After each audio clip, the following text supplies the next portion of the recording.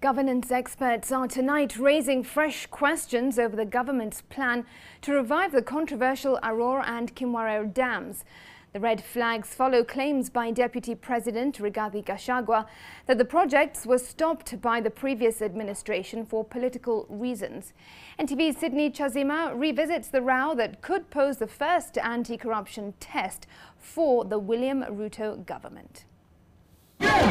For his straight talk, the DP may have walked into a whole new storm when he made the declaration over the two controversial dam projects. Hata hii maneno yote ya kusimamisha maendeleo hapa Arror na Kimwarer ilikuwa ni siasa, ati ionekane William Ruto hasaidii watu ya nyumbani ndio mchukie yeye. And now, governance experts are raising the red flag. There was corruption, but what appears to have happened around this weaponization of the war on corruption is there were two arms, there were two executives in the Jubilee administration, the executive of Uhuru Kenyatta and William Ruto, and it seems there was some political infighting whose corruption is getting exposed. The two dams, whose construction was first mooted as early as 1986, have gone through many starts and stops without anything ever being built on the ground. In 2019,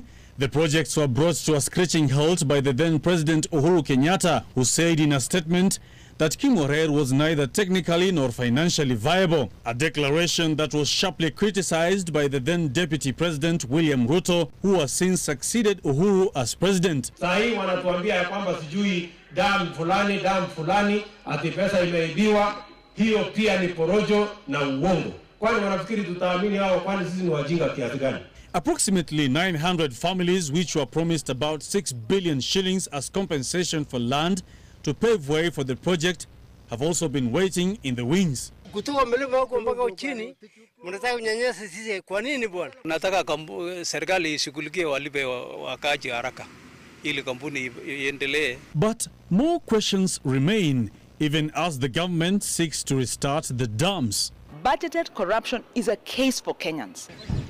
At the height of the controversy, the task force put together by then President Uhuru Kenyatta revealed that both projects had been highly overpriced. The Arror Dam in Marakwet West was to cost a whopping 38 billion shillings, while the Kimwarer Dam in Keio South was estimated to cost 28 billion.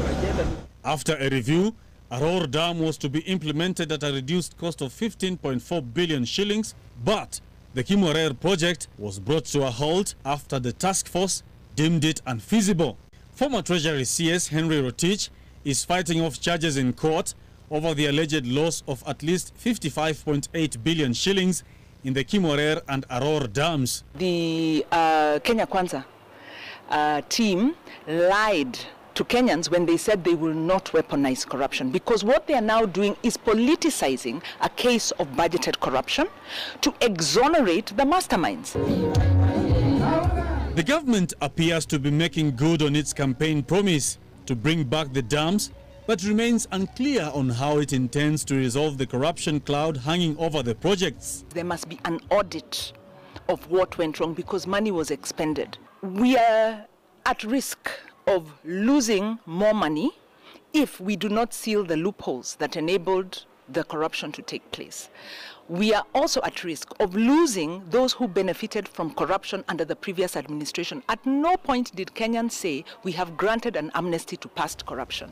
Sydney Chazima, NTV.